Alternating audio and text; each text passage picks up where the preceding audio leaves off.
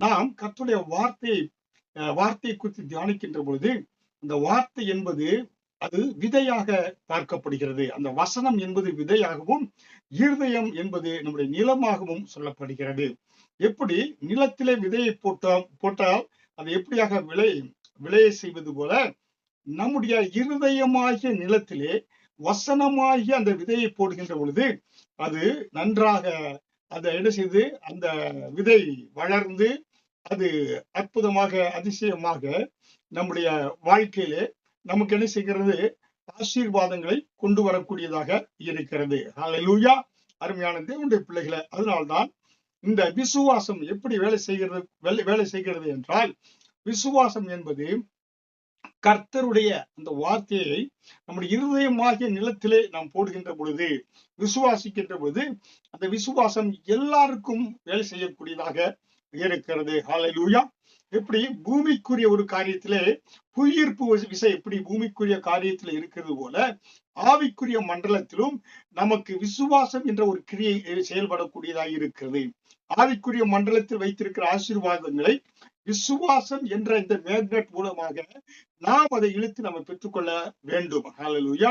எப்படி புவியீர்ப்பு சக்தியில மேல எந்த பொருளை போட்டால் புவியீர்ப்பு சக்தியை கீழே இழுத்து அது பூமியில வைப்பது போல, தேவனுடைய பிள்ளைகளாய் இருக்கிற நாம் ஆவிக்குரிய மண்டலத்தில் இருக்கிற ஆசீர்வாதங்களை விசுவாசம் என்ற அந்த மேக்னெட் மூலமாக நாம் பெற்றுக்கொள்ள வேண்டும். ஹல்லேலூயா. அதனால்தான் அப்போஸ்தலன் பவுல் சொல்கிறார், இந்த விசுவாச பிரமாணத்தை குறித்து. ஏன்னா நமக்கு எபிரேயர் 11வது அதிகாரம் வசனம் 1 பார்த்தோம் என்றால், விசுவாசம் என்பது நம்பப்படுகிறவைகளின் உறுதியும் காணப்படாதவைகளின் நிச்சயமாய் இருக்கிறது. ஹல்லேலூயா. நம்பப்படுகிறவைகளின் உறுதியும் காணப்படாதவைகளின் நிச்சயமாய் இருக்கிறதா. ஹல்லேலூயா. அப்ப எதிர்காலத்தை குறித்த இந்த உறுதி கர்த்தருடைய வார்த்தையில இருக்கிறது என்று எபிரேய நிருபத்தை எழுதியோன் சொல்லுகிறான். அது பவுல் எளிதாக இருக்கலாம் என்று சொல்கிறார்கள். அப்ப விசுவாசம் என்பது என்ன? நம்பப்படாதவைகளின் உறுதியும் காணப்படாதவைகளின் நிச்சயமா இருக்கிறது. அந்த கண்கள்ல தூரத்தில் பார்க்கிறோம்,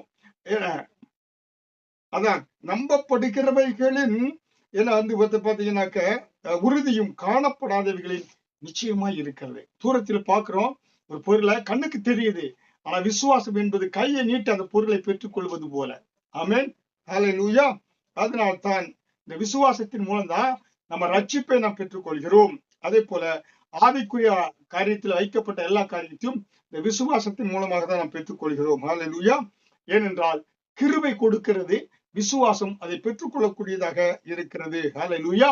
இப்படித்தான் தேவனிடத்திலிருந்து ரட்சிப்பை குறித்தும் சரி, தேவன் வைத்திருக்க எல்லா செழிப்பு ஆசீர்வாதங்கள், இது எல்லாமே தேவன் நமக்கு கொடுத்திருக்க காரியங்களை நாம் இந்த விசுவாசத்தின் மூலமாகத்தான் நாம் பெற்றுக்கொள்ள முடியும். ஹல்லேலூயா. அப்ப தேவன் எனக்கு எதை கொடுக்க விரும்புகிறார் என்று பார்க்கின்ற பொழுது, இந்த வசனத்தை நம்ம விசுவாசிக்கின்ற பொழுது இப்படித்தான் இது வேலை செய்யும் என்று கர்த்தர் வைத்திருக்கிறார்.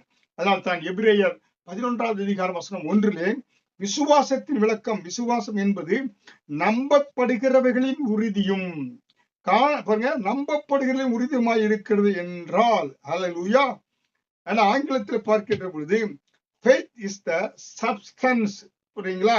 அப்படி என்றால் பாத்தீங்கன்னாக்க அது நமக்கு ஒரு கன்ஃபர்மேஷனாக கொடுக்கப்பட்டு இருக்கிறது. தேவன் நமக்கு என்ன செய்தார்னாக்க, அந்த சப்ஸ்டன்ஸ் என்றால் நாம் எதை நம்புகிறோமோ அந்த நம்புகிறவைகள் நமக்கு உண்டாகக்கூடியதாக இருக்கிறது. சுகத்தை நான் நம்புகிறோம் என்றால் சுகம் நமக்கு உண்டாகக்கூடியதாக இருக்கிறது. ஹல்லேலூயா.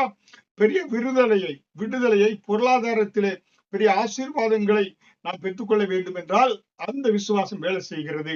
அதே போல நாம் மேன்மையாக உண்டாக வேண்டும் என கர்த்தர் உன்னை மேன்மையாக வைப்பார் என்று ஆண்டவர் வாக்கு கொடுக்கின்ற பொழுது, அதை விசுவாசிக்கின்ற பொழுது அது எப்படியாக இருக்கிறது? இந்த நம்பப்படுகிறவர்களின் உறுதியாக இருக்கிறது என்று பார்க்கிறோம். ஹல்லேலூயா. உறுதி தமிழிலே, ஆங்கிலத்திலே சப்ஸ்டன்ஸ் என்று பார்க்கிறோம். ஹல்லேலூயா. இந்த நம்பப்படுகிற எல்லா காரியங்களும் எங்கே இருக்கிறது? இந்த உறுதியில் இருந்தால் நமக்கு உண்டாகக்கூடியதாக இருக்கிறது. ஹல்லேலூயா. அருமையான தேவனுடைய பிள்ளைகளே, அதனால்தான் நாம் நம்பிக்கொண்டிருக்கிற காரியங்கள் எல்லாம் அதுக்கு மூலப்பொருள் என்னன்னாக்க இந்த விசுவாசமாக இருக்கிறது. நம்பிக்கை வைக்கிற எல்லா பொருட்களுக்கும் அந்த மூலப்பொருள் என்ன என்று பார்க்கின்ற பொழுது அதுதான் என்னன்னாக்க, மூலப்பொருள் என்பது என்ன? விசுவாசமாக இருக்கிறது. ஹல்லேலூயா.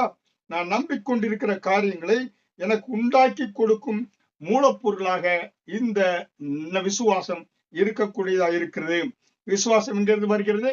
கர்த்தருடைய வார்த்தையை நம்புவதன் மூலமாக விசுவாசம் வரக்கூடியதாக இருக்கிறது. ஹல்லேலூயா.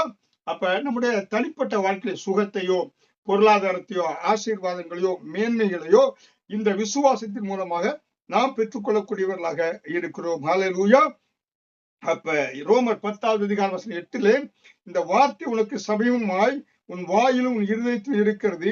இந்த வார்த்தையை நாங்கள் பிரசங்கிக்கிற விசுவாச வார்த்தை என்று அப்போஸ்தலர் பவுல் ரோமர் 10:8 சொல்கிறார். ஹல்லேலூயா. வார்த்தையும் கடவுளும் ஒன்றாய் இருக்கிறது. குறிப்பாக வார்த்தை கடவுளாய் இருப்பதனால்தான் வார்த்தையை கொண்டு ஆண்டவர் எல்லாவற்றையும் ஆண்டவர் உருவாக்கினார். அதே போல தேவனுடைய பிள்ளைகளாய் இருக்கிற நாம் இந்த வார்த்தையை எடுத்து நம்முடைய வாழ்க்கையை நம்முடைய வாழ்க்கையை நம்ம உண்டாக்க முடியும். ஹல்லேலூயா. அப்ப தேவனுடைய பிள்ளைகளாய் இருக்கிற நாம் இதை தெரிந்து கொண்டு இந்த வார்த்தையை எடுத்து பயன்படுத்தி அந்த வார்த்தையின் மேல் விசுவாசம் வைத்து இந்த வார்த்தையை சொல்ல நம்முடைய வாழ்க்கையில உண்டாகக்கூடியதாக இருக்கிறது.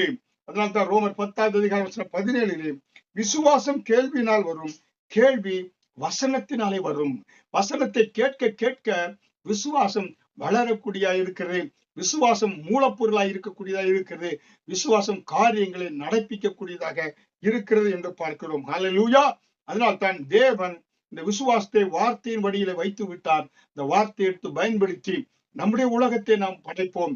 அதன் மூலமாக கர்த்தர் நாம் நம்முடைய வாழ்க்கையில ஒரு செழிப்பான ஆசீர்வாதமான கர்த்தரை மகிமைப்படுத்த